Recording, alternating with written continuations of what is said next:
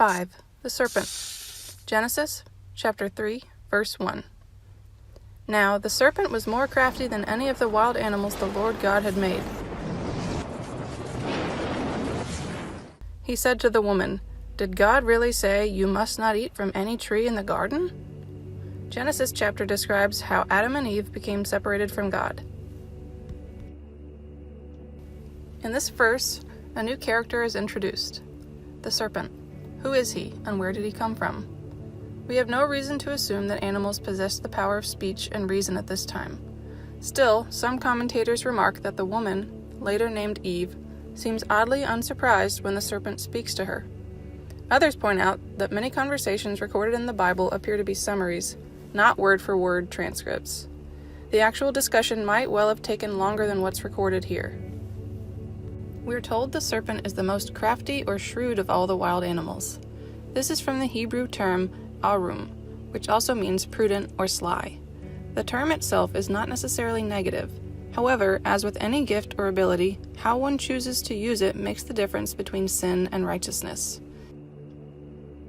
In this case, the serpent uses craftiness in order to ruin mankind. After the fall, God specifically curses the serpent. Not all Bible scholars agree, but most understand this speaking serpent to be Satan himself. As a result, conservative Bible teachers generally hold one of two interpretations. First, that Satan possessed and spoke through a serpent created by God. Second, that Satan took on the form of a serpent for the purpose of tempting the woman to sin. That seems consistent with what we know of Satan from other passages in the Bible. First of all, Satan and the other demons are spiritual beings, not physical, but with the ability to take control of both people and animals. Jesus describes Satan as the father of lies, and Genesis 3 describes the first recorded lies to be heard on earth.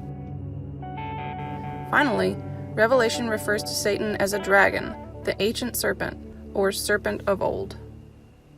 His first recorded words to the woman challenge God's commands with a simple question, casting doubt on God's words.